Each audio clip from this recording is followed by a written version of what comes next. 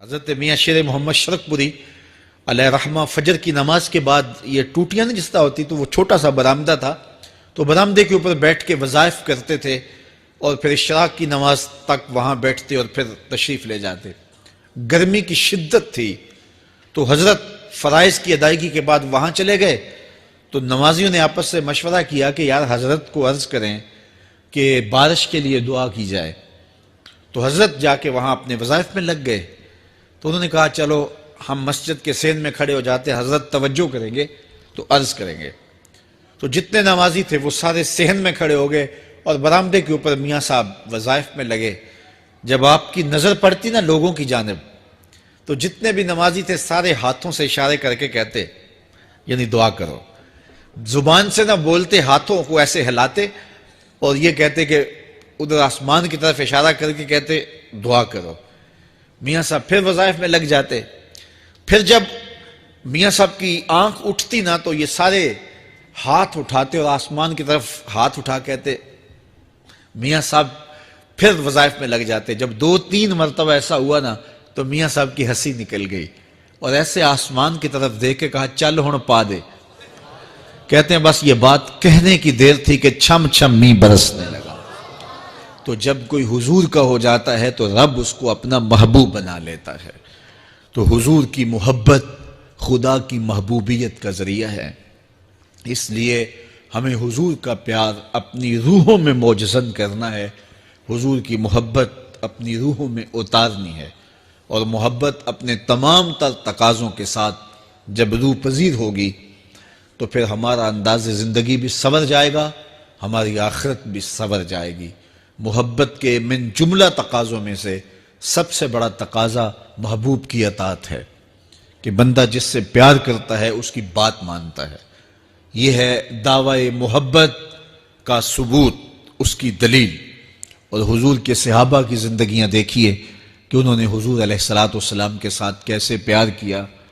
حضور کی محبت میں اپنی عادتوں کو بدل دیا.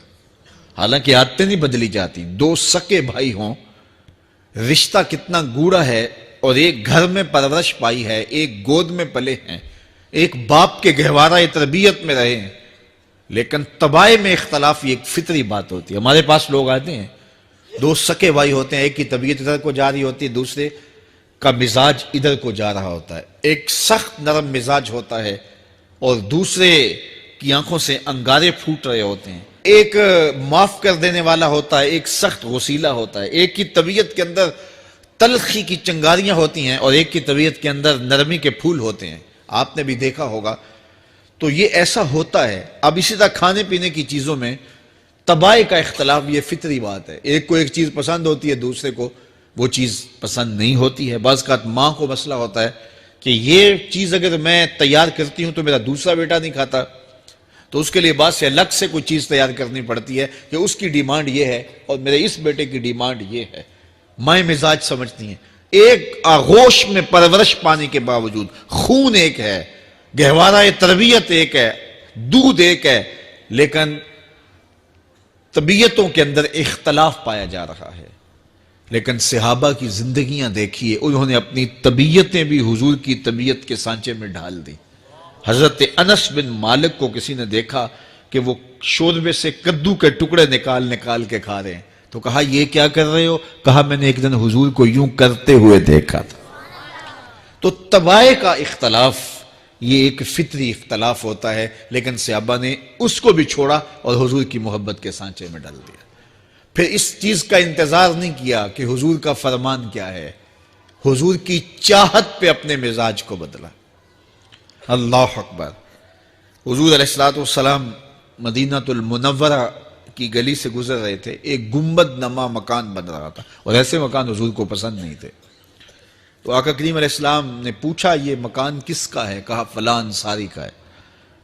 حضور گزر گئے, چہرے پہ تھوڑے سے ناگواری آثار حویدہ ہوئے. کسی نے اس صحابی کو بتا دیا کہ حضور گزرے تھے, تیرے مکان کو دیکھا, شاید پسند نہیں آیا. 2-4 دن کے بعد حضور دوبارہ گزرے, دیکھا کہ وہاں ملبے کا ڈھیر پڑا ہوا تھا. فرمایا اس صحابی کو بلاؤ، بلایا گیا، کہا میں پرسوں ترسوں گزرا تھا، تیرا مکان دیکھا تھا، یہ کیا ہوا؟ عرض کی میں نے گرا دیا ہے۔ فرمایا کیوں؟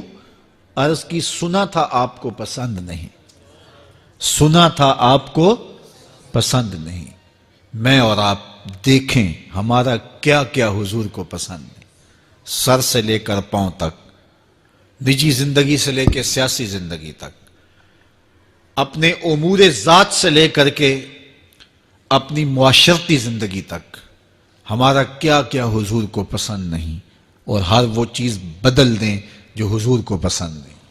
محمد دی زیارت محمد دے رنگ وچ، اے ٹھگ بازیاں جانے پیارا محمد صلی اللہ علیہ وسلم۔ میرے شیخ کامل کا ایک شعر ہے، اور وہ شعر اتنا وزنی ہے کہ اگر میرے پاس جواہر لال موتی ہوں اور میں ایک پلڑے میں ڈال دوں اور ایک پلڑے میں یہ شعر رکھ دوں تو یہ شعر پھر بھی بھاری ہوگا۔ یاری لا تو پاک نبی سنگ، اے پر پوری یاری، پھر درود قبول ہے تیرا لکھ نہ لوں ایک واری۔ 1.25 مرتبہ درود پڑھنا ایک طرف، اور ایک دفعہ حضور کی ذات پہ درود پڑھنا، ان کی محبت کے سانچے میں یوں ڈھل کر کے جو وہ کہتے ہیں وہ میری زندگی کا عمل ہے، یہ اس سے وزنی ہے، یہ اس سے بھاری ہے۔ تو حضور کی محبت، حضور کے ایک صحابی تھے، وہ حضور کو ملنے آئے، اور آئے تھے بحرین سے۔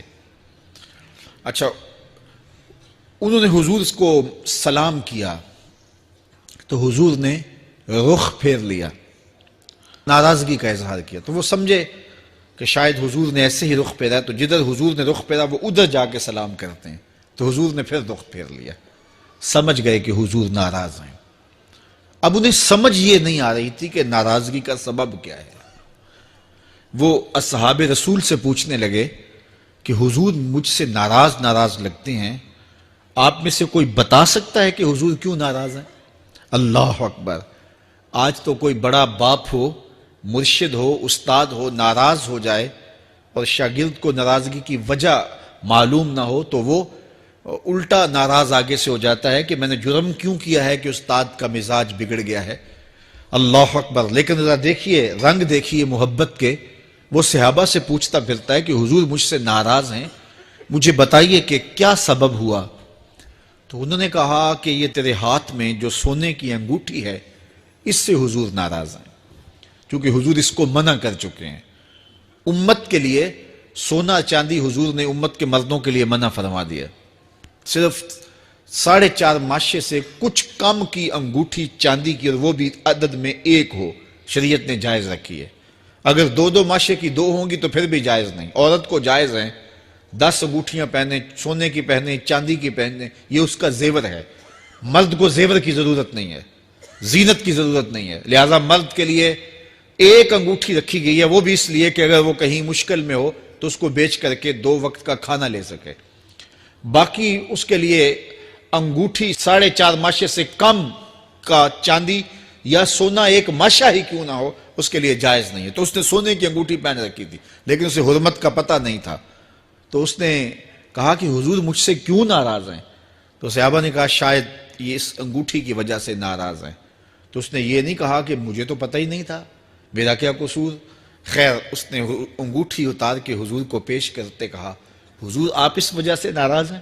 حضور نے انگوٹھی پکڑی اور ایسے پھینک دی، ناراضگی کی وجہ ختم ہو گئی، وہ بیٹھ گیا، بات شروع ہو گئی۔ اللہ اکبر! جب سلسلہ کلام ہوتا رہا، جب مجلس برخاست ہوئی، لوگ اٹھ کے گھروں میں جانے لگے، وہ بھی اٹھا اور الٹے پاؤں سے پیچھے چلا، تو کسی نے اس کو کہا وہ انگوٹھی تو اٹھا لو، سونے کی انگوٹھی ہے، قیمتی ہے، چلو تمہارے لیے پہننا جائز نہیں، تمہاری بیوی کے لیے تو جائز ہے۔